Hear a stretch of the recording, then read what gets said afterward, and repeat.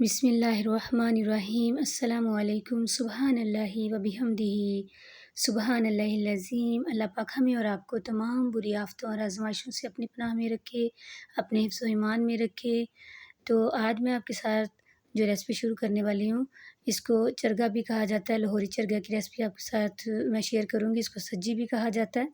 तो बहुत ही जूसी और बहुत ही मसालेदार ये बनेगी और बिल्कुल हर तरफ से ये पकी होगी।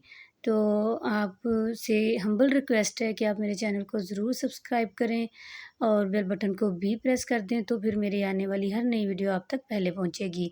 तो चलिए स्टार्ट करते हैं। बिस्मिल्लाहिर्रहमानिर्रहीम। मैंने जब शॉप से ये मंगवाया था तो मेरे पास टाइम नहीं था, तो मैंने इसको फ्रिज में इसी तरह रख दिया था। तो मैं आपके सामने ही खोल रही हूँ इसको।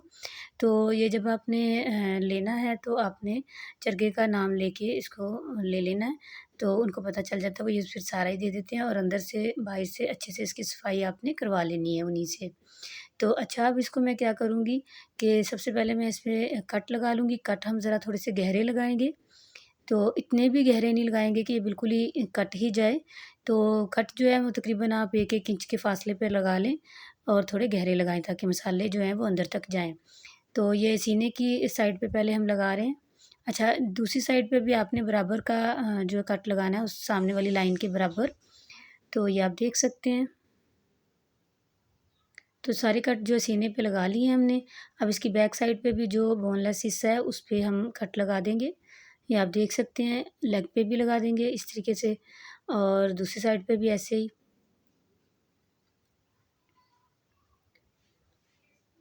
अच्छा, लेग की जो हड्डी वाली साइड है उस पे भी लगाना लाज़मी है। उससे ये है कि अगर आप नहीं लगाएँगे तो कभी-कभी क्या होता है कि यहाँ पे जो है ना खून जो है वो अक्सर नहीं सीख पाके तो खून सा यहाँ पे जमा होता है।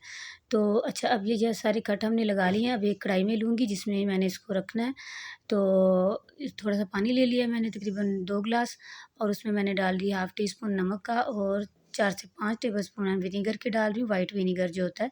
इसको अच्छे से मिक्स कर लेंगे। इसको इसी पानी में हम जो है जो तकरीबन 25 से 30 मिनट के लिए मैं इसको रख दूँगी। अच्छी तरीके से इसकी जो मैंने कट लगाए हैं और इस तरीके से सफाई करके इसी पानी के साथ, क्या ये नमक वाला और विनेगर वाला पानी है, इससे क्या होगा कि इसको गलने में भी मदद मिलेगी और दूसरा जो ये मैं अंदर तक इसके लगा रही हूँ ना, इससे इसकी बोटी में एक वो बहुत अच्छा-सा टेस्ट आ जाता है। तो अब ये देखें मैं तकरीबन यहाँ पे 25 मिनट मैंने इसको रखा और मैं साफ़ भी हो गया और अच्छे से ये जो है ना इसको विनेगर और नमक भी लगा हुआ है। मैंने दोबारा इसको दूसरे पानी से नहीं धोया। अच्छा, अब इसके मसाले के लिए आपने दही थोड़ा-सा गाढ़ा मिल जाए तो वो सबसे ज़्यादा बेस्ट है और लिया मैंने यहाँ पे सिर्फ़ हाफ़ कप लिया मैंने। तो इसमें अदरक लहसुन का पेस्ट मैंने डाल दिया, 1 टेबलस्पून अदरक था और 1 टेबलस्पून ही लहसुन।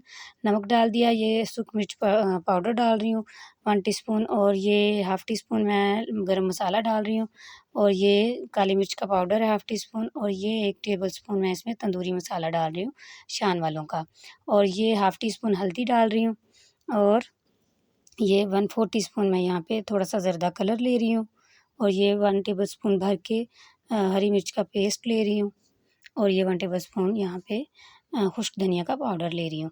तो ये सारी चीज़ें आपने अच्छे से मिक्स कर लेनी है। बस ख़्याल रखें कि दही आप थोड़ा लें, ज़्यादा ना लें।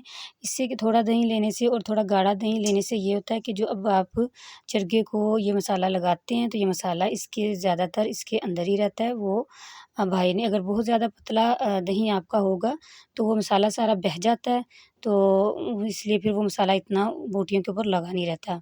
तो आप देखेंगे आपके सामने इस तरीके से जो मसाला मैंने बनाया है, अब मैंने उसी कढ़ाई में जिसमें इसको पकाना है, मैं इसको दूसरी कढ़ाई में शिफ्ट नहीं करूँगी। मैं उसी बर्तन में इसको ये सारा मैरिनेशन करूँगी जिसमें मैंने इसको पकाना है ताकि मुझे चेंज नहीं करना पड़े। अच्छा, तो ये मैरिनेशन आपने इसकी सारी कट में जो है ना अच्छे से इस तरीके से भर देनी है, लगा देनी। बाकी साइडों पे आपने इसे इसकी अच्छी सी मसाज करनी है इस मसाले के साथ, तो आप देखेंगे कि ये मसाला बिल्कुल पूरा भी आ जाएगा और एक्स्ट्रा नहीं लगेगा। तो ये आप देख सकते हैं इस तरीके से एक-एक कोने पे इसके जो है ना आपने मसाला जो है ना वो लगा देना है, छोड़नी नहीं है कोई भी जगह।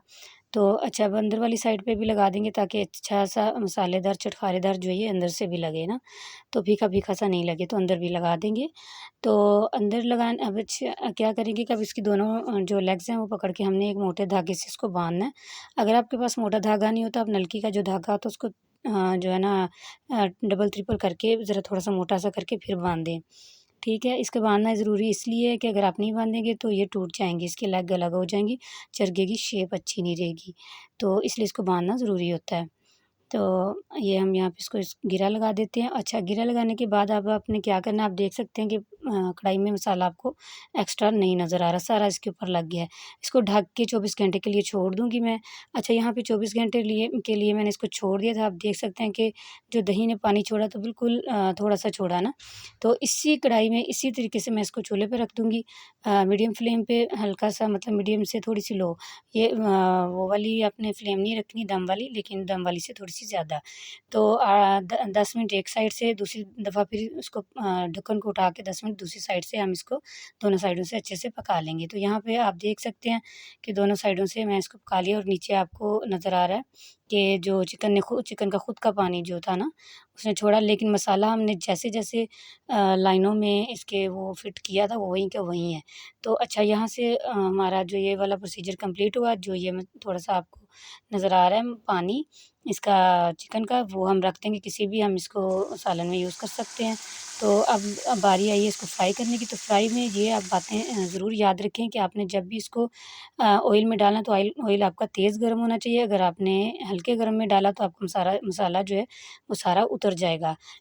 हाई में डालेंगे, मतलब फुल फ्लेम में डालेंगे तो मसाला जैसे लगा वैसे ही रहेगा, क्योंकि ऑलरेडी ये पका तो हुआ है, सिर्फ़ हमने इसको अच्छा सा कलर और क्रिस्पीनेस इसमें लानी है।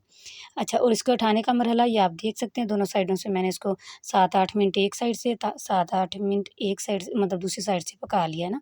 तो अब उठाना आपने देख लिया कि मैंने इसको ब्रेड से ये इसकी सीने वाली साइड से चिमटा अंदर से डाल के और दूसरा मैंने लेग्स को पकड़ के फिर उठाया।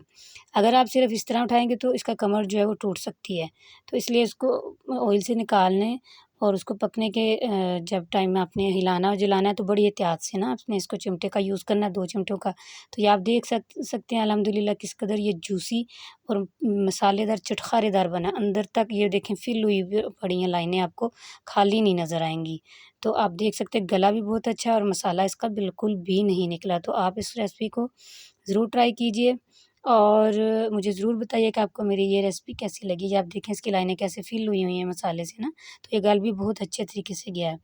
तो उम्मीद है कि आपको ये मेरी रेसिपी बहुत अच्छी लगी होगी। तो इसी के साथ मैं इजाज़त चाहती हूँ, दुआओं में याद रखिएगा। मिलूँगी फिर एक नई और आसान रेसिपी के साथ। अल्लाह हाफ़िज़।